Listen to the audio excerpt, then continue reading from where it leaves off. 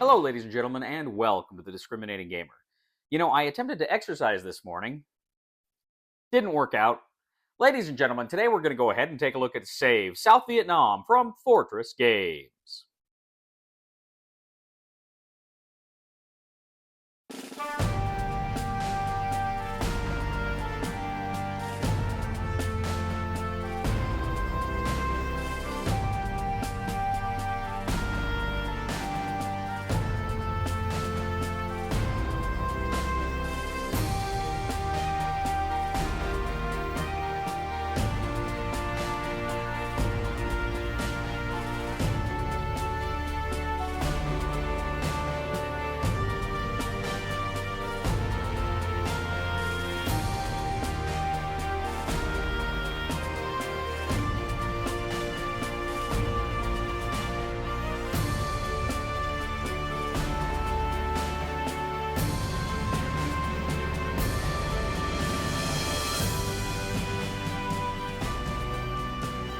In Save South Vietnam from Fortress Games, the player takes on the role of the United States and South Vietnamese forces as they attempt to roll back communism as best they can, or at least keep it at bay, and hope that Saigon doesn't fall. The game board is a map of South Vietnam. You have essentially nine, I believe, kind of areas that are separated kind of by red lines. They have kind of populous areas near the coast, and then you have kind of the remote borderlands that are further inland. Each section, each province will also have kind of a political track that you will have to manage over the course of the game. Now, as you set up the game board, you're going to have off to the right side a place for all of the American Marine and Army units that are going to come into the board. I believe they're regimental level, parts of the various divisions, and you're going to set those there. And they're going to be double-sided. They have little boxes and with red tick marks as they get hits, and then you can swap them out for kind of greater hit points as they accrue more damage as the game progresses. You're also going to go ahead and set up kind of your air track points. You're going to find in one of the provinces you actually have a police presence there that you start the game with. And you're going to go ahead and separate various counters that you're going to be using during the game. Now, I'm not going to get into the weeds of this game. There's a lot of stuff going on here, and there's a lot of great videos out there that get into it. I'm just going to tell you the basics of how gameplay works and then tell you what I think. Now, you have a calendar off the side of the game, and of course, each game turn, you're going to move that down until you get to kind of end of year, and there's some special stuff that goes on in end of year. And each turn, you're going to see where certain units come in from kind of the division board to those bases, the Marine base or the Army base on the board. You're going to bring those on. Now, the first thing you do on your turn is you can move your units from sector to sector. You can also move them from the populous sectors to the borderlands. So you're moving them around. You can also move them further if you employ your air movement. So you can take down air movement to move these units in other places during the game. Now, if ever the Army or the Marine units are in a space that has Viet Cong or North Vietnamese Army, you can go ahead and engage in combat. Now, you will see political cadre units that come out. These are not military units. These are just kind of political propagandists and agitators that are working to kind of screw you over politically. So you're not fighting them. You're only fighting the, like I say, the Viet Cong and the North Vietnamese units. So you check to see if any of those locations have both Army or Marine units in the same space with Viet Cong or North Vietnamese units. Now, you're looking at the combat numbers here. Now, all of your units also have negative political modifiers because you send the Army and the Marines there. There's going to be some negative political modifiers that pop up. But you're looking at their strength, you're looking at the enemy strength, and if you want advantages, you can bring in more air power. Now, the Vietnamese may have anti-aircraft, but these units you're drawn from a counter, they're laid down, and essentially you're flipping them over. And then for every time you reveal an anti-aircraft gun, you're going to take hits on your air power. But you may reveal no AA. That, they could be bluffing. So that's an aspect of it. But you get that figured out, and then you're going to look at the numbers that you have and your enemy has, your essentially your strength points. Now you're rolling die, you're consulting a combat table, and depending on what the combat table says, it may have you take points, may have the enemy take points, nothing happens. All sorts of kooky things may happen during combat, but you get that figured out, and then you resolve the combat. Next, you have the political phase. Essentially, what you're doing is you're looking at all of the sectors, and you're totaling up these political points that are there. And so, like I say, if you got the political cadres from the communists, and then also your own units have negative political points, You total that up and you figure out where you are. Now, you never want to be below 10. You got to figure out if that province has fallen. You don't want it to fall to the communists. And ideally, you wanted to get it higher so that you can combat politically those units there. Now, in phase 4, again, if provinces have fallen, you can actually advance units to the populous areas from the borderlands. And that can be especially dangerous if you're looking at Saigon. You don't want Saigon to fall. So that's an important thing, trying to make sure that you can effectively fight those forces, but you're not contributing so much to the negative political points that you're really endangering your political position there. Next, you're going to have kind of army and marine units in the bases. They can replenish. They can essentially gain 1 strength point back each. You're going to check and see if the North Vietnamese army, the Viet Cong, you're going to go ahead and check and see if those units, how those units come back. You're going to do a die roll. It's going to tell you where communist units are placed on the board. You're also going to be able to check here toward the end if police are getting involved. You're getting more police power to kind of crack down on the communists. And then, as I say, the North Vietnamese will be able potentially to advance into the populous regions from the borderlands. And then also at the calendar, you're going to look and see what U.S. forces come in from the divisions to be able to fight.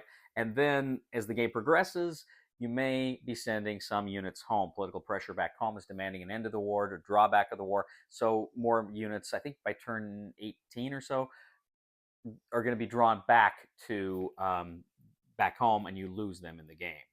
Now, the goal of the game, as I say, is to prevent Saigon, the Saigon Fishhook region, from falling to the communists. If, after 50 turns, you have successfully defended Saigon from the Reds, then you win! Save South Vietnam! We'll get back to the review in just a moment. I want to take a minute to ask you to check out my other channel, that is Cody Carlson, PhD, where we talk about history, books on history, military history. I even post some of my lectures for my classes on there. Please check that out. Please subscribe to that channel. And now, back to the review. Okay, there is a lot more going on here. I'm just giving you the bare basics of the game. There is a lot of die rolling. Sometimes you want to roll high, sometimes you want to roll low. You're comparing your rolls against the enemy rolls. There's a ton going on here, and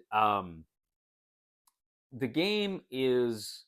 I think the game is interesting because it not only gives you the military situation. You know, it's not just simply I'm going to fight here, I'm going to fight here, I'm going to fight here, but it also does a good job of kind of simulating the political considerations, right? Because Vietnam fundamentally was a political war on many different levels.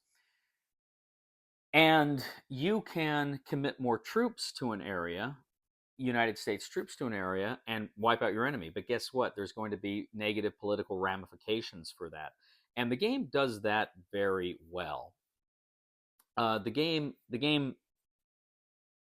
presents this frustration, I guess, that the Americans had at the time of winning battles and still losing the political war, and so this is gamed out pretty well here.